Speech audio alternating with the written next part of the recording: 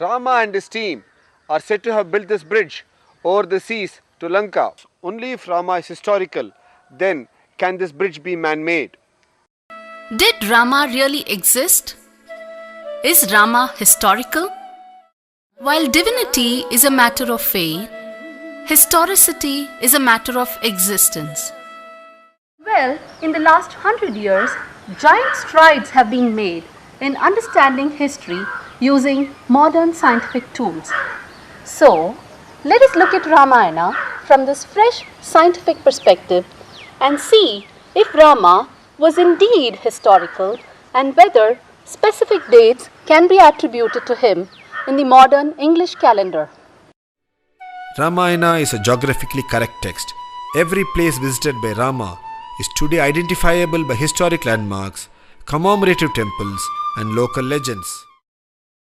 Ramayana and Mahabharata, the traditional historical texts of India, contain many astronomical observations as recorded by the chroniclers. When we cull out these observations and search for them using the planetarium software, it throws up dates of when these configurations must have occurred in the past.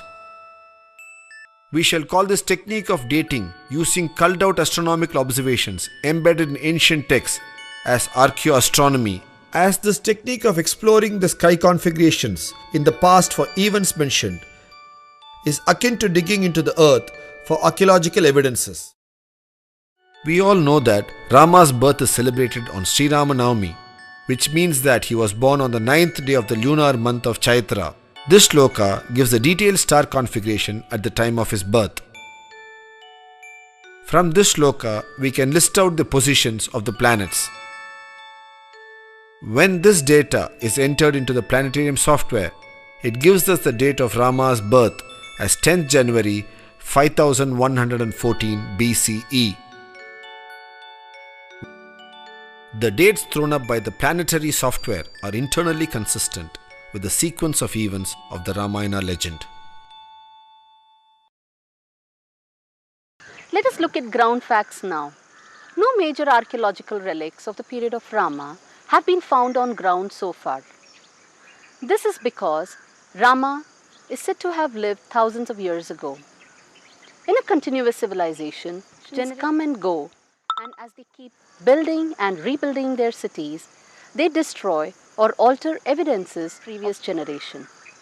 Hence, we don't find, and it's not easy to find, evidences in Ayodhya or other parts of the land today. The only place to look for archaeological evidences of Rama is the Rama Setu, which today could be submerged in the sea. The text gives the process of bridge construction in great and specific detail.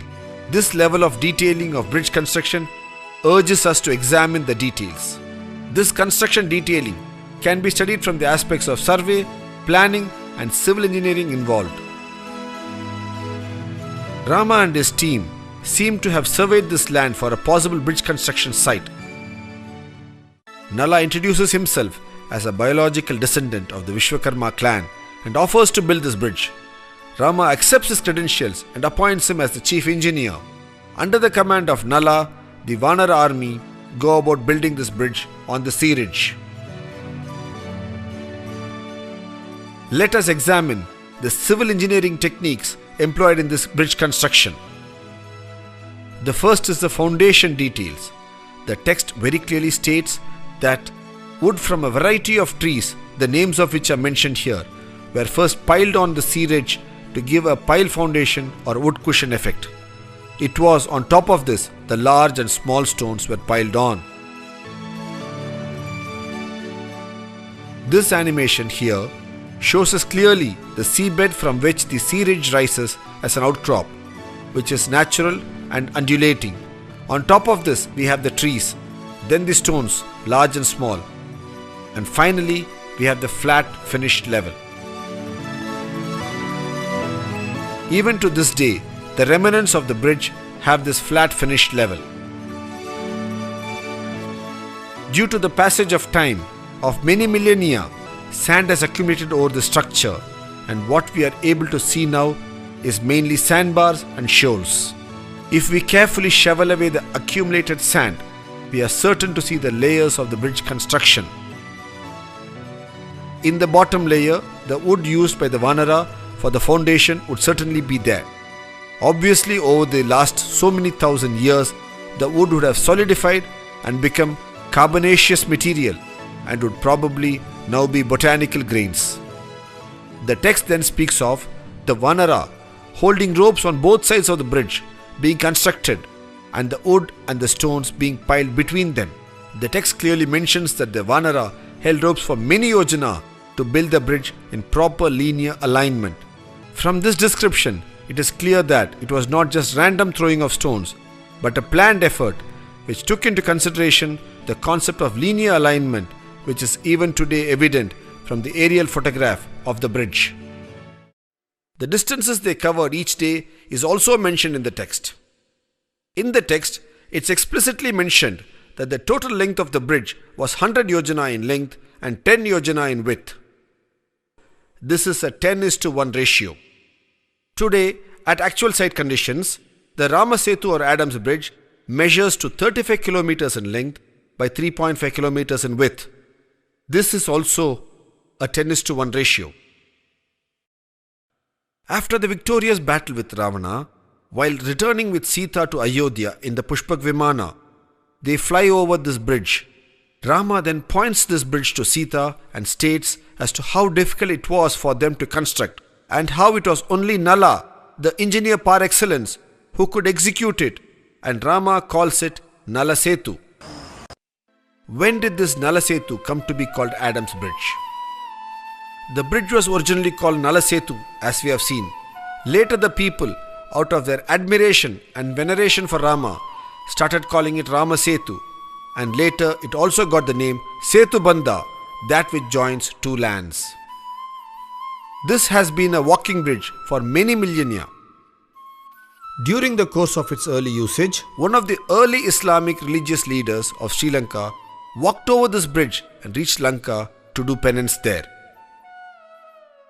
Since he was the early Islamic man, he was called Adam by the Sri Lankan Muslims.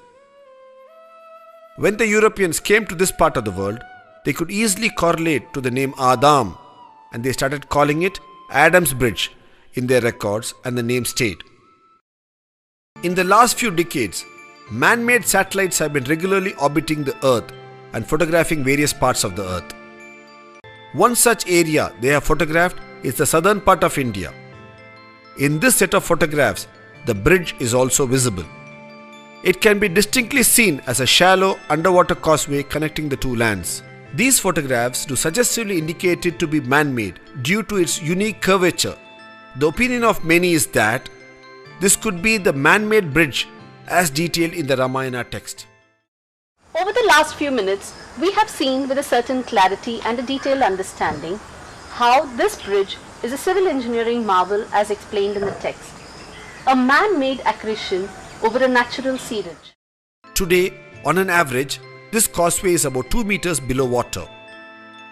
When this bridge was built, it must have been at least about 1 meter above the then water level.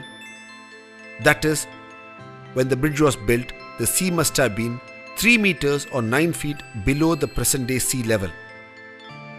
As per the World Oceanography Report, a 9 feet rise in sea levels due to the melting of the polar ice caps and global warming should have occurred over 7,000 years.